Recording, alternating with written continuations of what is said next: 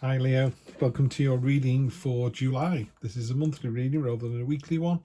I've already drawn the cards because it just speeds it up a little bit. I've also added a couple of oracle deck. We've got an oracle deck and a spirit deck, so we'll draw from those, just one of each at the end of the read. I'll also clarify these if they need to.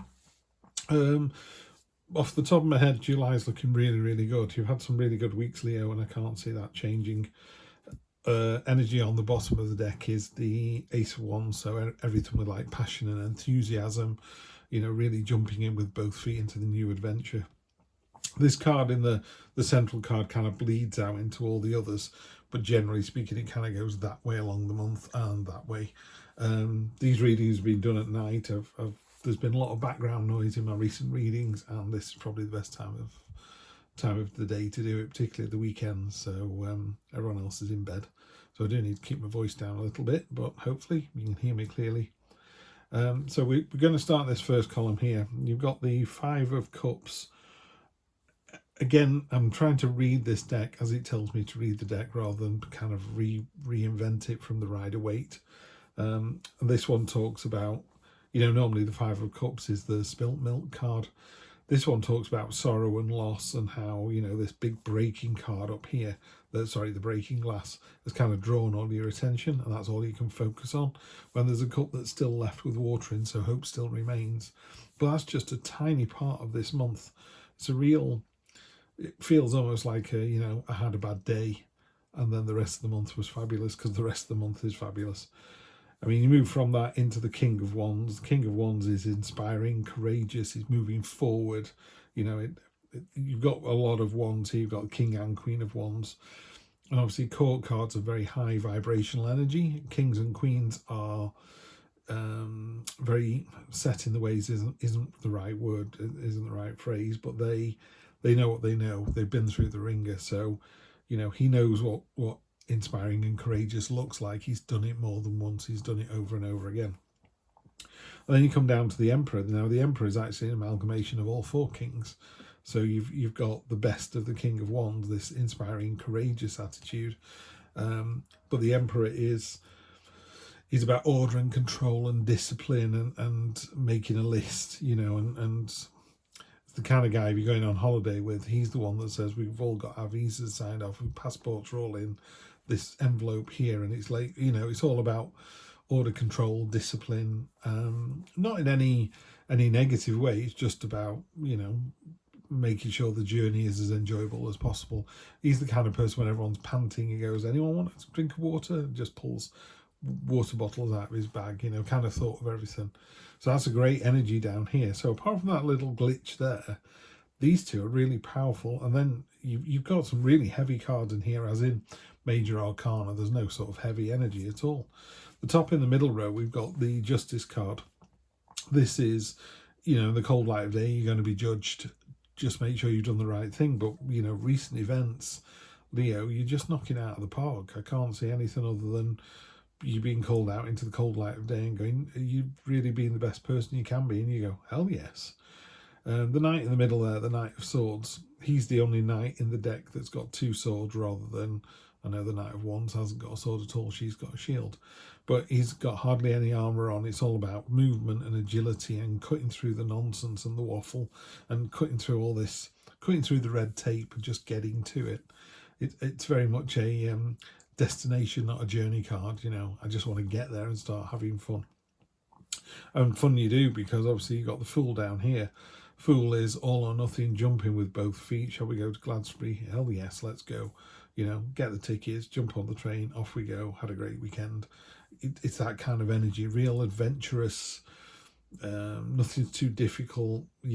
Get promoted at work, you don't go, oh, wonder if I can do it. You go, fantastic, when do we start? There's that enthusiasm and passion comes through on here as well. There's a lot of cards here that are kind of syncing up with their energy. I think the Justice card and the Hangman go together for me. Kings and Queens are always very close. The Emperor's sat with the King and the Queen as well. So everything knits together really nicely in this reading. And then towards the end of the month, you've got the Queen of Cups, the Hanged Man, and the Queen of Wands.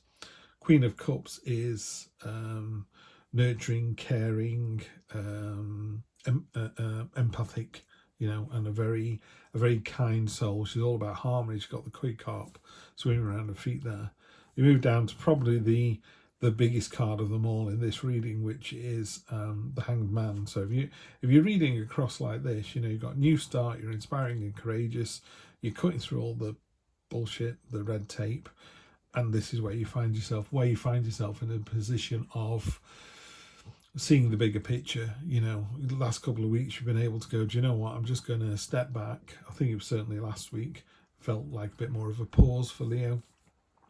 Had a bit of a step back last week where you let's just take a breath and just think about it all.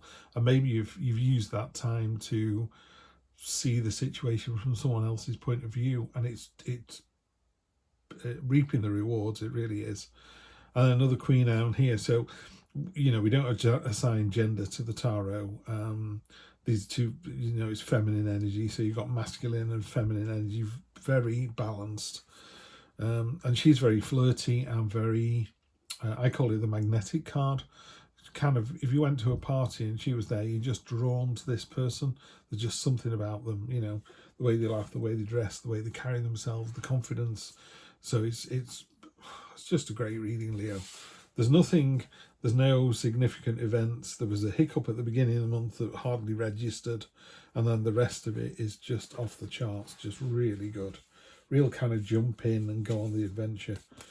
Yep, got the Ace of Swords on top as well. So two aces, jump in with both feet. The Ace of Swords, obviously, swords cut both ways. So you've got to almost temper that passion and enthusiasm with, oh, steady on. Yeah, we can go to Hong Kong, but, you know, we don't have to do it in the next 24 hours. We can do it in the next 2 weeks or the next month. So the Ace of Swords, I think also the Ace of Swords, it's a very... It's kind of your head just going, do you know what, this is the right thing to do. This is that passionate kind of, yeah, let's do it. And the head thing is going, have we got enough money? Have we got enough time? Do we really want to do this? Or do we want to do this next month? It's the head space, you know, and he just goes, yes, we do. Jump in. Knight of Cups could be a new person on the horizon, knight in shining armour jumping in. Obviously, cups are all about love and emotion. Looking backwards towards this, I think if there is that situation there for any Leos, and again, it's not gender specific, it's not about a man or a man coming into a situation. It is, you know, someone you fancy coming into the situation with passion and enthusiasm. This card's looking at this card. Down here on top of the Emperor, we've got strength. Well, of course, we have Emperor's all about strength and control and order and discipline. It's just kind of doubling down on that and going, you know, you're in a great position this month to get those things signed off and I was going to say have your own will or your own way, but it's not as intense as that. The Emperor is a great energy to just get the thing moving. You know, it's almost in a house sale. The Emperor's one that rolls the sleeves up and go, right, what forms you need me to fill in, when and where. You also need this, do you? Right, I'll go and get it. So it's a real kind of movement and energy and plenty of strength to do it. And again, Leo, big line on there. So yeah, Leo. Ace of Cups. Okay, this is going really well. So you've got three aces. Ace of Cups could tie in with the Knight. So if there is somebody coming in, it really beautiful emotional time, kind of a soulmate kind of energy. The Ace of Cups is the second best card in the deck, and it's about, you know, the lilies down here. These, well, in a more traditional reading, the poppies, but lilies are I'm trying to think of what's the word. Doesn't matter. But it's an overwhelming start with emotion. Yeah. So it's, what I would say is, you know, you need to water these lilies. You need to make these grow, you know, with intent. And it's very nice when someone knocks on your door or somebody asks you out and goes, I've fancied you for years, and you go, oh, thanks very much. I'll go out with them then because they like me. It's like, well, you need to nurture that relationship, and it needs to grow, and it takes both of you to do that. The Empress, that's nice to see. So the opposite of the Emperor. The Empress is about nature and cycles and understanding that, you know, things grow, we harvest them, we benefit from them, we sow the seed again and get it back round it goes. Good card if he's trying to get pregnant as well, the Empress, that's nice to see. But generally just really kind of high vibrational energy this month. It is very high energy, actually, Leo. On top of the Fool, the kind of contradiction really of the Nine of Swords, this is the waking from a dream. Someone else think it's Chris at Minnow Pond Tarot. He calls it the get out of your head card. You know, you're in your own nightmare. It's of your own making. I think of it as, you know, when you go to the dentist and you're terrified of how bad it's going to be, and you get there and it's fine. You know, it was a bit of discomfort, but to be honest, it was fine. And then the next time you go, you feel a little less worried, and also it's less of a problem, and it was even less painful. You do that 3, 4, 5, 6 times, and all of a sudden the dentist isn't bad anymore. That's what this card is like. It's going, oh, you got the dentist tomorrow, it's going to be terrible. Oh, you got meeting with your boss, it's going to be awful. Oh, your boyfriend looked at you in a funny way, it's going to be terrible. And it isn't, none of it is. It's just you in your own head thinking that. What's actually happening is this fantastic adventure. The Fool doesn't think that. The Fool does not suffer from this card at all. The Fool just goes, yeah, whatever. What's the worst that can happen at the dentist? You know, not all my teeth are going to fall out. Off we go, on to the next adventure.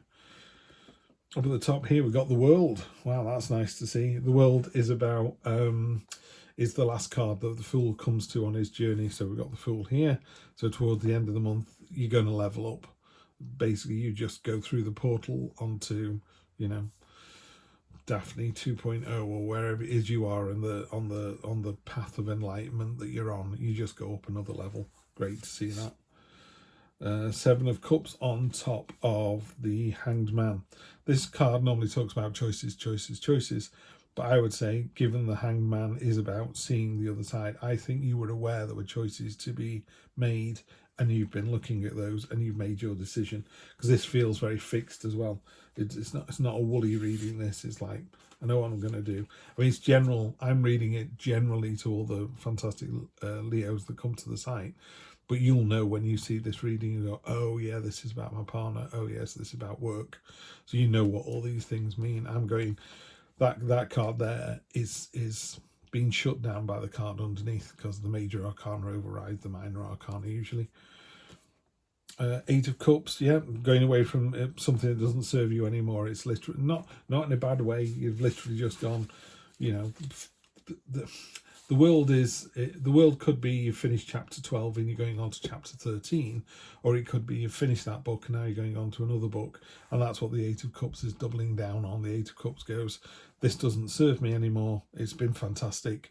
You know, if it was a relationship, you go, it was great while it lasted, but I'm going off to university now, or we're getting divorced and that's it. We can still say friends. There's no negativity behind any of this. It's just where you are now doesn't serve you, so you're moving on to somewhere else. So let's see what your spirit card is. Spider card, make your dreams real. Absolutely, why wouldn't you? And oh, this is the last one in this new deck. I've not had this deck very long. This is Ishtar's Lion Gate. I know it's the last card in the Oracle deck. Don't know if that's significant or not. That was the last card in the Major Arcana. This was the last card in that deck. And I'll actually just read out of the book if you don't mind, because like I say, I've only had it, I think this is the second or third time I've done this, so it's just hiding out of sight there. Let me just read this for you. Your heart has a heightened connection with the higher realms of consciousness and light. A blessing, empowerment, and positive omen shall enter your world. Doors will open for you. Abundance and prosperity are headed your way. Take care of your heart. Ask for spiritual assistance and it shall be granted. Something negative is going to transform into something very positive. That negative is that first card there, by the way. The can't see the wood for the trees, the 5 of Cups. So that was your only negative in the whole of July. And clearly, you know, you're in for a fantastic month. Something negative turns into something very positive. But I'll take that. Have a fantastic month. I will see you on Wednesday for your weekly read as usual.